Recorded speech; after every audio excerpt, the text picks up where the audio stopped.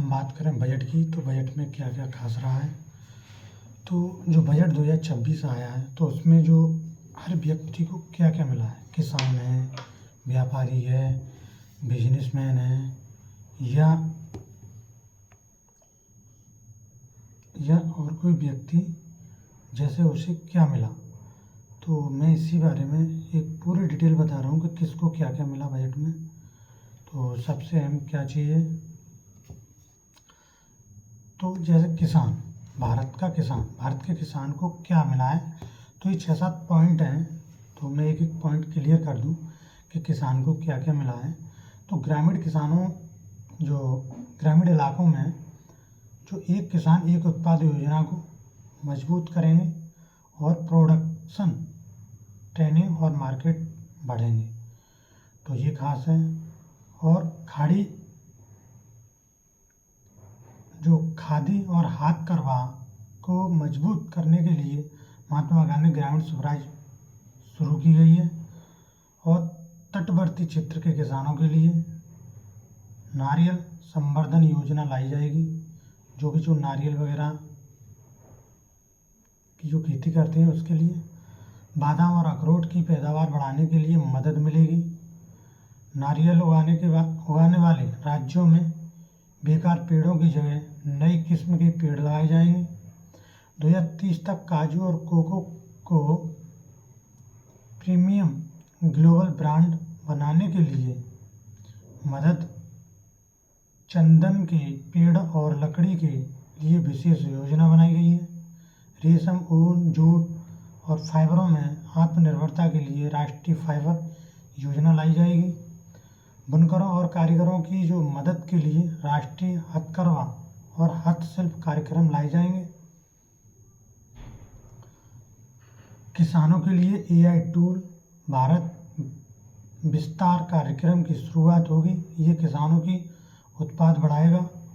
मत्स्य पालन के लिए 500 जलाशयों और अमृत सरोवरों का इंटीग्रेटेड डेवलपमेंट किया जाएगा। जो अमृत सरोवर, जैसे कि मत्स्य पालन जो लोग करते हैं, मछली पालन है, और तो उसमें 500 जलाशयों जैसे पानी की सुविधा करी जाएगी और अमृत सरोवर बनाए जाएंगे, तो उनमें पानी इकट्ठा स्टोर करने के बाद फिर किसानों को इसकी फ़ायदा होगी। तटीय क्षेत्र में जो फिशरीज वैल्यू चेन मजबूत की जाएगी।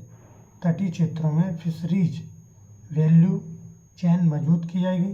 पशुपालन के क्षेत्र के लिए लोन आधारित सब्सिडी कार्यक्रम शुरू होंगे। जो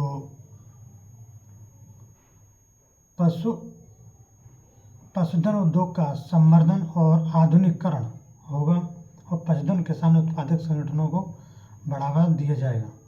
तो ये किसानों की योजना थी। अब मैं बता दूं व्यापारी की, तो व्यापारी को क्या क्या खास मिलने वाला है। तो भविष्य के चैंपियन बनने के लिए 10,000 करोड़ का MSME ग्रोथ फंड बनेगा, जो कि नए जो स्टार्टअप है तो उनके लिए लोन जो सरकार द्वारा प्रोवाइड कराए जाएंगे और सिक्योरिटी सरकार अपने पास रखेगी। और देश में मेगा टेक्सटाइल पार्क बनाए जाएंगे। MSME से सरकार खरीद को बढ़ाया जाएगा। जो MSME जो कंपनी है और MSME में जितने भी छोटे कंपनियां आती हैं तो उनको सरकारी खरीद को बढ़ाया जाएगा। टेक्सटाइल सेक्टर के लिए 3 स्कीम, नेशनल फाइबर स्कीम और man made fibre, advance fibre लाई जाएगी। नेशनल हैंडलूम पॉलिसी से कारीगरों को प्रोत्साहन और मदद मिलेगी और प्राइवेट डेवलपर्स को इंफ्रास्ट्रक्चर रिस्क गारंटी फंड सरकार और पार्शियल गारंटी देगी। रियल एस्टेट के क्षेत्र में रिसाइकलिंग के लिए योजना बनाई जाएगी। Self reliant India fund micro enterprises को मदद और लिक्विडिटी सपोर्ट के लिए transaction settlement programme credit guarantee support mechanism, GEM को ट्रेड से लिंक करना, और एसेट बेस्ड सिक्योरिटी ये योजना है। और प्रोफेशनल स्पोर्ट और short term module course design किए जाएंगे। Tier 2 और Tier 3 ट्रेनिंग मिलेगी। वाराणसी और पटना को में इंटरनल वाटरवेज डेवलप किया जाएंगे। देश में एम्स के विस्तार के लिए 5 नए आयुर्वेद संस्थान बनाए जाएंगे। क्वालिटी आयुर्वेद प्रोडक्ट के लिए एक्सपोर्ट को बढ़ावा मिलेगा। आयुर्वेद दवाओं की जो टेस्टिंग की नेशनल लैब बनाई जाएगी। जामनगर में WHO की मदद से ट्रेडिशनल मेडिसिन सेंटर खोला जाएगा। शेयर मार्केट से जुड़ा सिक्योरिटी ट्रांजैक्शन टैक्स STT को 0.2 से बढ़ाकर 0.05% किया गया है, जो कि 150% कर दिया गया है टैक्स, चाहे आप शेयर खरीदो या बेचो इसमें। अब जो मध्यम वर्ग उसकी क्या क्या ज़रूरतें हैं और उसके लिए क्या क्या लाभ हैं। तो 2026 के बजट में इनकम टैक्स स्लैब में कोई बदलाव नहीं है, और रिवाइज रिटर्न फाइल करने के लिए 3 महीने से ज़्यादा का समय दिया जाएगा। और अब 31 दिसंबर के बदले 31 मार्च तक रिवाइज रिटर्न फाइल कर सकते हैं। मोटर एक्सीडेंट क्लेम्स और ट्रिब्यूनल के फैसले से मिला ब्याज टैक्स मुक्त होगा। जैसे मोटर एक्सीडेंट, जैसे कार से एक्सीडेंट हो गया और आपने बीमा कंपनी से आपने क्लेम कराया, तो उस पर जो ब्याज वगैरह जो लेती है सरकार, वो टैक्स मुक्त होगी, फ्री होगी, उस पर कोई टैक्स नहीं होगा। मोबाइल, EV स्कूटर, EV कारें और सोलर से जुड़ी चीज़ें सस्ती होंगी। कोरियर से सामान भेजना सस्ता होगा। कैंसर की 17 दवाएं सस्ती होंगी। कस्टम ड्यूटी नहीं लगेगी। 7 दुर्लभ बीमारियों के लिए विदेश से मंगाई जाने वाली दवाएं भी सस्ती होंगी। 5 लाख से ज़्यादा आबादी वाले Tier 2 Tier 3 के शहरों के डेवलपमेंट के लिए 11.2 लाख करोड़। अमृत योजना में Tier 2 और Tier 3 शहरों में इंफ्रास्ट्रक्चर का विकास तेज होगा। बढ़ते उद्योग कॉरिडोर के पास में टाउनशिप डेवलप होंगी। बड़े शहरों में ज़्यादा मूल्य के म्यूनिसिपल बॉन्ड के बढ़ावा देने वाले पर जोर दिया जाएगा। छोटे मध्यम कस्बों के लिए 200 करोड़ तक के बॉन्ड वाली अमृत योजना लाई जाएगी। शेयर मार्केट से जुड़ी अब नौकरी पेशा के लिए बजट में इनकम टैक्स में कोई नई छूट नहीं, सभी स्लैब में कोई चेंजेस नहीं। नया इनकम टैक्स 1 अप्रैल 2026 से लागू होगा और आसान फर्म मिलेगा। 22 रिटर्न फाइल करने के लिए 3 महीने से ज़्यादा का समय मिलेगा। अब 31 दिसंबर के बदले 31 मार्च तक रिवाइज रिटर्न फाइल कर सकते हैं। मोबाइल, EV स्कूटर, EV कारें और सोलर से जुड़ी चीज़ें सस्ती होंगी। मोटर एक्सीडेंट क्लेम की रकम को इनकम टैक्स में छूट दी जाएगी। पढ़ाई और इलाज के लिए विदेश पैसे भेजने पर भी अब कम टैक्स कलेक्शन एक्सोर्स TCS कम लगेगा। विदेशी टूर पैकेज TCS रेट को घटाकर 2% किया गया है। एम्प्लॉयज हायरिंग सर्विस पर 1 से 2% टैक्स लगेगा। अचल संपत्ति बेचने पर TDS के लिए 10 की जगह पेन वेस्ट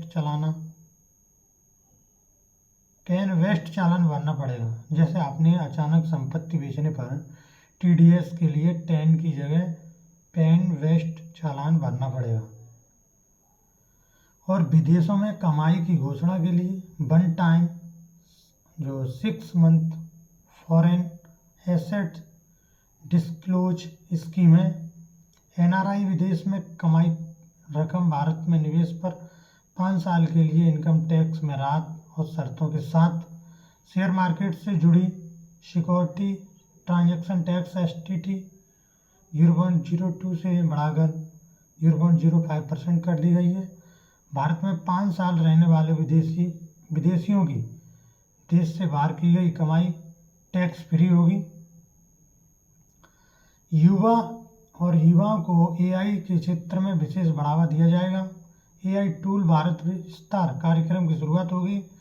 कैरियर पाथवे उपलब्ध कराने की स्कीम होगी। National destination digital knowledge grid स्थापित होगी। गेमिंग, कॉमिक्स जैसे सेक्टर में 2030 तक 20 लाख पेशेवरों की ज़रूरत होगी। ABGC कंटेंट क्रिएटर लैब स्थापित होगी। पूर्वी भारत में नए राष्ट्रीय डिजाइन संस्था की स्थापना होगी। 5 साल में 1 lakh specialist health care profession तैयार होंगे। 1.5 लाख केयर गिग वर्कर्स को ट्रेनिंग दी जाएगी। स्वास्थ्य पेशेवर बनने वाले संस्थानों को अपग्रेड किया जाएगा। रेडियोलॉजी, एनेस्थीसिया जैसे क्षेत्रों पर ध्यान दिया जाएगा। रेडियोलॉजी, एनेस्थीसिया जैसे क्षेत्रों पर ध्यान दिया जाएगा। 800 जिलों में लड़कियों के लिए हॉस्टल बनेंगे। हर जिले में एक हॉस्टल बनाया जाएगा। 15,000 मिडिल स्कूल और 500 कॉलेजों में ABGC कंटेंट क्रिएटर लैब बनेंगी। 20% पर्यटन स्थलों पर 10,000 गाइड्स के कौशल बढ़ाने की योजना शुरू होगी। खेलो इंडिया मिशन की स्थापना होगी। नए शिक्षण संस्थान केंद्र बनाए जाएंगे। हिमाचल, उत्तराखंड, जम्मू कश्मीर और अराक्कू घाटी में माउंटेन ट्रेड्स बनेंगे। उड़ीसा, कर्नाटक, केरल में टनल ट्रेड्स बनेंगे। देश का जो कॉरपोरेट की हम बात करें तो देश का डिफेंस बजट 6.81 लाख करोड़ से बढ़कर 7.8 लाख करोड़ रुपया कर दिया गया है। 7 हाई स्पीड रेल कॉरिडोर बनाए जाएंगे। मुंबई से पुणे, पुणे से हैदराबाद, हैदराबाद से बेंगलुरु और हैदराबाद से चेन्नई और चेन्नई से बेंगलुरु, दिल्ली से वाराणसी, वाराणसी से सिल्लीगुड़ी। तो ये हाई स्पीड रेल के कॉरिडोर बनाए जाएंगे। उड़ीसा, केरल, आंध्र प्रदेश, तमिलनाडु में रेयर अर्थ कॉरिडोर बनाए जाएंगे। 10,000 करोड़ रुपए के अधिक निवेश के साथ बायो फार्मा शक्ति योजना शुरू होगी। 3 नए संस्थान खुलेंगे। साइंटिफिक रिव्यू के लिए 1,000 से ज़्यादा क्लिनिक साइट्स बनाए जाएंगे।